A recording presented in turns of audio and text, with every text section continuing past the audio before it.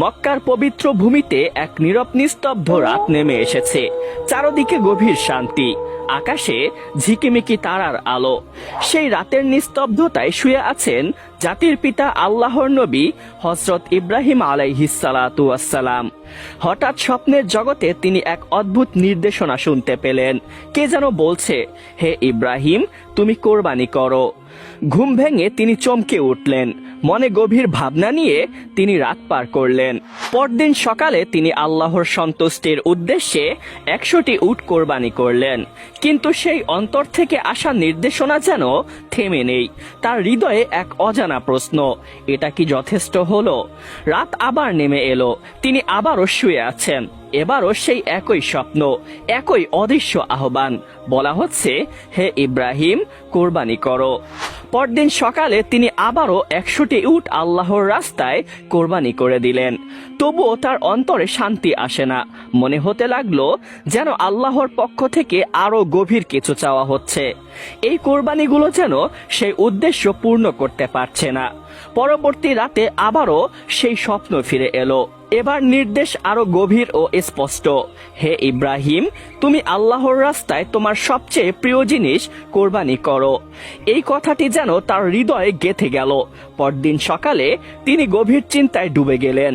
2 দিনে 200টি উট কোরবানি করার পরও কেন সেই নির্দেশ শেষ হলো না? এই প্রশ্নটি তাকে ভাবিয়ে তুলল। অনেক চিন্তার পর তার অন্তরে সত্যটি প্রকাশ হয়ে উঠল। আল্লাহ তার কাছে চাইছেন সবচাইতে প্রিয় বস্তু, আর এই পৃথিবীতে তার সবচেয়ে প্রিয় সম্পদ ছিল তার সন্তান ইসমাইল। হযরত ইব্রাহিম আলাইহিসসালাতু ওয়াসসালাম তখন মনে মনে স্মরণ করলেন, দীর্ঘ বার্ধক্যের পর প্রায় 86 বছর বয়সে আল্লাহ রব্বুল আলামিন তাকে এই সন্তান দান করেছিলেন। তার এই ছোট্ট ছেলেই ছিলেন তার জীবনের সবচাইতে বড় আনন্দ, ভালোবাসা এবং বংশধারা টিকিয়ে রাখার একমাত্র আশা। এরপর তিনি তার প্রিয় সন্তানকেই আল্লাহর নির্দেশ পালন করার উদ্দেশ্যে কোরবানির জন্য প্রস্তুত করার সিদ্ধান্ত নিলেন। তিনি স্নেহ ভরে ছেলেকে ডাকলেন এবং বলতে লাগলেন, হে আমার প্রিয় বৎস, তুমি গোসল করে সুন্দর ও পরিষ্কার পোশাক পরে প্রস্তুত হও। আমি তোমাকে দাওয়াতে নিয়ে যাব। ছোট্ট ইসমাইল আলাইহিসসালাতু ওয়াসসালাম ছিলেন নিষ্পাপ হৃদয়ের এক বালক। যখন তিনি এই কথা শুনতে পেলেন, তখন তার মুখে আনন্দের ঝিলিক ফুটে উঠল।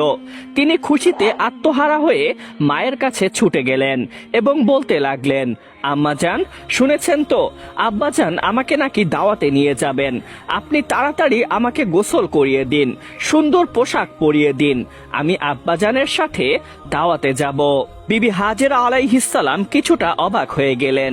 তিনি ছেলের দিকে তাকিয়ে জিজ্ঞাসা করতে লাগলেন, সত্যিই কি তোমার আব্বা তোমাকে নিয়ে কোথাও দাওয়াতে যাবেন? তখন ছোট্ট ইসমাইল আলাইহিসসালাতু ওয়াসসালাম শান্তভাবে বলতে লাগলেন, হে আম্মাজান, আপনি চাইলে আব্বাজানকে জিজ্ঞাসা করে দেখতে পারেন। এরপর বিবি হাজেরা আলাইহিসসালাম নিজেই হযরত ইব্রাহিম আলাইহিসসালাতু ওয়াসসালামের কাছে এগিয়ে গেলেন এবং জিজ্ঞাসা করতে লাগলেন, হে আমার প্রাণের স্বামী, আমি কি ঠিক শুনেছি আপনি নাকি ইসমাইলকে নিয়ে কোথাও দাওয়াতে যাবেন এবং সেখানে দাওয়াত খাওয়ার কথা বলেছেন? হযরত ইব্রাহিম আলাইহিসসালাতু ওয়াসসালাম শান্ত স্বরে উত্তর দিলেন, হ্যাঁ হাজেরা, তুমি ঠিকই শুনেছ। তুমি ইসমাইলকে গোসল করিয়ে সুন্দর পোশাক পরিয়ে সুসজ্জিত করে দাও। আমি তাকে নিয়ে এক দাওয়াতে যাচ্ছি। প্রিয় দর্শক, এখানে অনেকের মনে প্রশ্ন জাগতে পারে, নবী হয়েও কি হযরত ইব্রাহিম আলাইহিসসালাতু ওয়াসসালাম সত্য গোপন বা অন্য কিছু বলেছিলেন? কিন্তু বাস্তবতা হলো তিনি কোনো মিথ্যা কথা বলেননি। গভীরভাবে চিন্তা করে দেখলে কথাটি সম্পূর্ণ সত্য এবং বাস্তব ছিল। কারণ তিনি আল্লাহর একটি মহান দাওয়াতের দিকেই যাচ্ছিলেন, যা ছিল আল্লাহর নির্দেশ পালনের এক মহা পরীক্ষা। এরপর বিবি হাজেরা আলাইহিসসালাম নিজের হাতে ছোট্ট ইসমাইল আলাইহিসসালাতু ওয়াসসালামকে ভালোভাবে গোসল করালেন। তাকে সুন্দর পোশাক ও উত্তম পোশাক পরিয়ে অত্যন্ত যত্ন সহকারে সাজিয়ে দিলেন। পরে তিনি নিজের ছেলেকে স্বামীর হাতে তুলে দিলেন। ছেলেকে তুলে দেওয়ার সময় তিনি আবেগ ভরা কণ্ঠে বলতে লাগলেন, হে আমার প্রাণের স্বামী, ইসমাইলকে আমি ছোট থেকে এই পর্যন্ত নিজের চোখের সামনে লালন পালন করেছি।